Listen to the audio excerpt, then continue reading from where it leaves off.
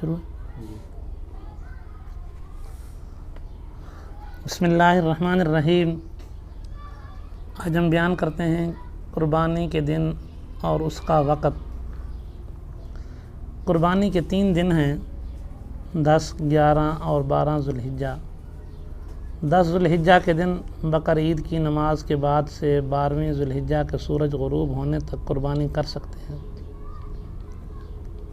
لیکن ان سب سے افضل پہلا دن ہے، پھر دوسرا اور پھر تیسرا. ان 3 دنوں کے علاوہ قربانی کرنا شرعاً درست نہیں. اسی طرح 10 ذوالحجہ کو بقر عید کی نماز سے پہلے قربانی کرنے کی بھی شرعاً اجازت نہیں. البتہ اگر کوئی شخص دیہات میں رہتا ہو جہاں عید کی نماز واجب نہیں ہوتی، وہاں صبح صادق کے بعد قربانی کرنا درست ہے.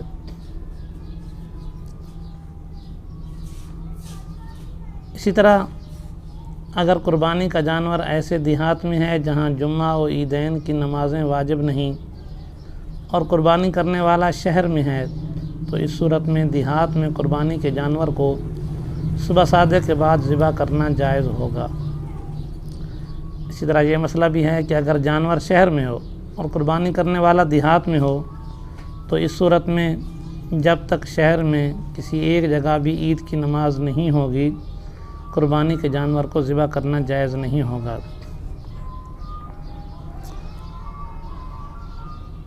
اسی طرح یہ مسئلہ بھی ہے کہ حاجی پر جو قربانی واجب ہوتی ہے، اس واجب کی ادا کرنے سے صاحب نصاب ہونے کی وجہ سے واجب ہونے والی قربانی ادا نہ ہوگی، بلکہ اگر وہ شرعاً مسافر نہیں، یعنی 8 ذوالحجہ سے کم از کم 15 دن پہلے وہ مکہ مکرمہ پہنچ گیا اور وہیں 15 دن یا اس سے زائد کی نیت سے مقیم رہا، تو صاحب نصاب ہونے کی صورت میں اس پر ایک مستقل قربانی کرنا لازم ہے، خواہ یہ قربانی حدود حرم میں کرے یا اپنے ملک میں، لیکن حدود حرم میں کرنا افضل ہے. اسی طرح یہاں یہ مسئلہ بھی ہے کہ اگر کسی شخص کی کئی سالوں کی قربانی رہ گئی تو اس گناہ پر توبہ استغفار کے ساتھ ساتھ جتنے سالوں کی قربانی رہ گئی ہے، ہر سال کی قربانی کے بدلے ایک درمیانے بکرے کی قیمت فقراء و مساکین پر صدقہ کرنا ضروری ہے. یہ مسئلہ بھی ہے کہ قربانی کی قضاء کے طور پر موجودہ سال میں بکری ذبح کرنا یا گائے وغیرہ میں حصہ لینا درست نہیں. اللہ تعالیٰ عمل کرنے کی توفیق عطا فرمائے.